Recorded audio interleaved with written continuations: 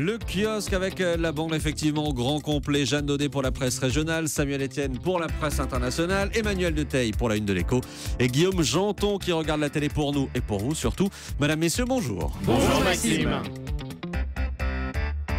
Et on commence avec vos quotidiens nationaux et une fois n'est pas coutume avec la une de l'Équipe, une tonitruante. Platini a fait son choix. Cette fois, c'est fait. Il va présenter sa candidature à la présidence de la FIFA. C'est ce que laisse penser le titre. Platini a fait son choix. L'horizon s'élargit, écrit même l'Équipe. Bon, à lire dans le détail les différents articles, le journal est beaucoup plus prudent dans les pages intérieures. Il emploie le conditionnel dans chaque phrase et on a finalement assez peu d'éléments concrets pour être certain que Michel Platini va bien se lancer. Mais oui, c'est sûr, il a fait son choix puisqu'on vous le lit. Il suffit de lire le titre en réalité. Je poursuis avec la colère des agriculteurs. On en parlait à 7h. Les éleveurs frappent fort, titre Le Parisien. La révolte qui inquiète le gouvernement. Ça, c'est en première page du Figaro. Et puis un sommet des consciences pour sauver la planète. Vous lirez ce titre en une de La Croix. Ce sommet des consciences, il est organisé aujourd'hui à Paris par Nicolas Hulot qui réunit autour de lui une quarantaine de personnalités pour lancer un appel à 5 mois de la conférence sur le climat, conférence qui aura lieu à Paris. Et devinez qui sera l'invité de l'interview vérité à 7h45 sur Europe 1. Nicolas Hulot. Vous voyez comme les choses sont bien faites. À la une des régions, Jeanne Daudet, qu'est-ce qui fait la une de la presse régionale ce matin? Écoutez, l'histoire que j'ai choisie, c'est une histoire de coup de téléphone, Maxime, que nous raconte la Dépêche du Midi. Un coup de téléphone pour le moins inhabituel qu'a reçu le commissariat de Foix dans l'Ariège hier matin. À l'autre bout du fil, un détenu de la prison de la ville qui appelle depuis sa cellule grâce à un portable et qui leur signale une évasion en cours de 2 autres détenus. Ah bah, le téléphone est interdit, l'évasion aussi, je vous le rassure. Il appelle pour signaler qu'un autre détenu s'est évadé. Que 2 autres détenus sont en train de s'évader devant ses yeux. Alors les surveillants de nuit sont avertis sur le champ. Ils vont retrouver l'un des 2 hommes recroquevillé dans la cour. L'autre a réussi à s'échapper. Le scénario de cette évasion est tout aussi incroyable. Dans la nuit, après le dernier tour de garde, les 2 occupants de la cellule numéro 49 réussissent à enlever une grosse pierre au-dessus de leur fenêtre. Cela crée un passage suffisamment grand pour qu'ils s'y faufilent, qu'ils accèdent au toit du corridor. De là, ils descendent alors dans la cour d'honneur de la prison, parviennent à ouvrir un local dans lequel ils trouvent un matelas, un tuyau d'arrosage et des palettes, des ustensiles qui vont tout simplement leur permettre d'escalader le mur d'enceinte et de franchir la clôture électrique de 50 000 volts. Mais bien sûr. Qui ne fonctionnait donc pas. Avec le matelas, c'est bon. À aucun moment, l'alarme de la prison s'est déclenchée. Elle n'a tout simplement pas fonctionné. Finalement, donc, seul l'un des 2 détenus est parvenu à s'enfuir. Il s'agit d'un Égyptien condamné pour vol. Quant à l'auteur de ce mystérieux coup de téléphone, il n'a pour le moment pas pu être identifié. Oui, les retrouvailles en cellule pourraient être un peu rudes. Merci beaucoup Jeanne Daudet. On vous tiendra évidemment au courant de la suite de cette histoire. À la une de la presse internationale, Samuel Etienne, qu'est-ce que l'on trouve ce matin? On trouve un homme qui fait depuis plusieurs jours maintenant la une de la presse américaine. C'est l'homme d'affaires Donald Trump. Alors, Donald Trump, dont les journaux n'arrivent pas à se dire si c'est un clown ou bien, c'est pas pareil, le futur président des États-Unis. Alors tout a commencé le week-end dernier quand Trump s'en est violemment pris à l'un de ses opposants dans la course à la primaire dans le camp républicain, expliquant que pour lui, John McCain n'était pas un héros.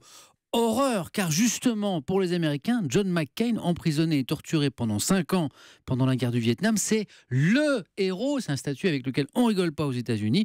Mais voilà, Trump, lui, dit préférer les héros qui ne se font pas capturer. Alors, tollé de la classe politique, d'autant que Trump n'en est pas à son premier dérapage, propos racistes, misogynes, tweet avec des photos de soldats nazis, plus récemment, proposition de faire payer $100 000 au Mexique à chaque fois qu'un Mexicain entre illégalement aux États-Unis. Des déclarations à l'emporte-pièce et pourtant Donald Trump est très populaire. Carrément, il vient même de passer en tête aux intentions de vote aux primaires. Incroyable. Voilà, et on comprend maintenant mieux le feu nourri venant de l'establishment républicain qui craint la campagne totalement imprévisible de Trump, comme il le dit dans le Boston Globe.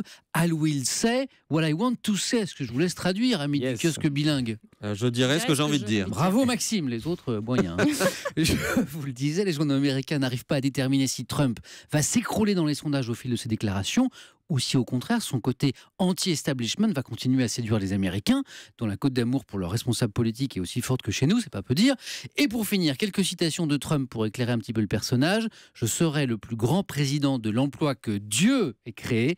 Ou encore, la seule différence entre mes adversaires et moi, c'est que je suis honnête et que mes femmes sont belles. Mon Dieu. Et alors ce qui est incroyable, c'est que Trump s'est beaucoup énervé contre un site internet américain, contre le Huffington Post, qui avait choisi de suivre sa campagne, mais de placer les articles dans la rubrique divers divertissement. Et non pas politique. Et pas politique. Et ça n'a pas plu du tout à Donald Trump. Merci Samuel Etienne. À la une de l'Écho, Emmanuel Dutheil. Qu'est-ce qui fait la une ce matin ? Bien, moi, je vais vous parler ce matin d'une révolution à Pôle emploi. À partir de l'an prochain, il ne sera plus possible d'arriver comme ça, un peu comme ça nous chante, pour demander un renseignement ou pour déposer un document. Non. 1 à 4 après-midi par semaine seront réservés seulement aux chômeurs qui ont pris rendez-vous ou à ceux qui viennent assister à un atelier collectif, comme par exemple pour apprendre à rédiger un CV. C'est ce que nous apprennent ce matin les Échos. Et pour être sûr de ne pas être importuné, il va y avoir dans les agences ce que l'on appelle un vidéoportier. Vous savez, c'est un petit peu comme dans certaines banques où vous devez appuyer sur un bouton avant de pouvoir entrer. Pourquoi est-ce que Pôle emploi fait ce changement ? À quoi ça sert ? Eh bien, le but, c'est d'avoir tout simplement plus de temps à consacrer à l'accompagnement personnalisé des chômeurs et au traitement des dossiers les plus complexes. Alors, ça semble marcher. Cette nouvelle organisation est en effet testée depuis plusieurs mois dans 9 régions. Il y a 40 agences qui sont concernées. Et selon les Échos, 80% des agents trouvent cette organisation plus efficace. Ils disent avoir 25% de temps en plus pour recevoir des chômeurs. Ces chômeurs sont donc, paraît-il, mieux suivis. Puis surtout, le délai pour qu'ils obtiennent leur première indemnisation est plus court. Ça, c'est quand même intéressant pour les chômeurs. Mais bon, les Échos ne nous disent pas ce matin si ces chômeurs qui sont concernés par cette nouvelle organisation retrouvent plus vite que les autres du travail. C'est quand même le plus important. En tout cas, ces chômeurs s'adapteraient assez bien à ce nouveau rythme d'ouverture des agences Pôle emploi. Ils utiliseraient plus les services en ligne pour les démarches les plus simples et qui ne sont donc pas les plus utiles en agence, puisque ça aussi, c'est l'autre but de cette nouvelle organisation qui va être expliquée ce matin au syndicat. Et qu'est-ce qui se passe si on n'a pas pris rendez-vous ? On reste coincé avec le vidéoportier Eh bien, dans vous le sas, revenez, là, vous c'est ça prenez rendez-vous pour la prochaine fois et vous revenez. Mais visiblement, on tient peut-être quelque chose dans cette nouvelle organisation. Voilà. Chez Pôle emploi, merci Emmanuel Dutheil. À la télé ce soir, Guillaume Janton. Ce soir, qui sera le prochain grand pâtissier ? J'allais oublier un Compliqué mot. comme titre. Oui, c'est compliqué. Le concours continue sur France 2 à 20h55. Et je vous conseille vivement de regarder la demi-finale de ce concours de pâtisserie présenté par Virginie Guillaume. Une émission qui vous fait prendre 3 kilos rien qu'en la regardant.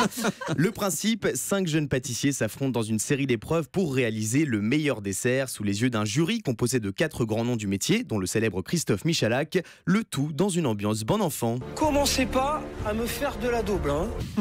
C'est très détente. Alors, chaque épreuve culinaire a une thématique et en l'occurrence, l'un des thèmes de ce soir sera la fête foraine. Alors, je sais pas ce que vous mangez quand vous allez à la fête foraine. Des barbes à papa. Voilà, moi aussi, ou des bons vieux churros au sucre et à l'huile. Hein.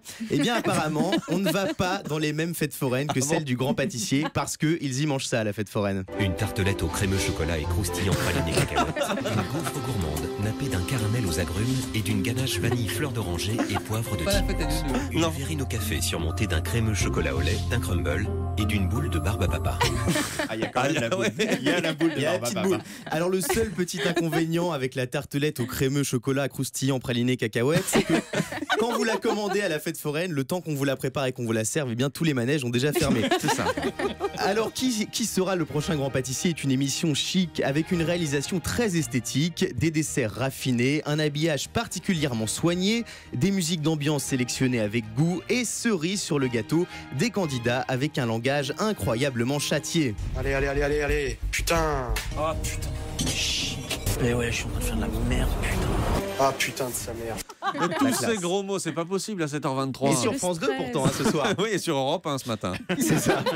Alors C'est malgré... surtout ça qui me gêne. En fait. Excusez-moi pour ces écarts de langage, mais croyez-moi, l'émission vaut le détour, même si l'audience n'est malheureusement pas toujours au rendez-vous pour cette 3e saison. Alors Jeanne, Anissa, Maxime, Samuel et Emmanuel, ce soir, tous devant France 2, c'est compris ?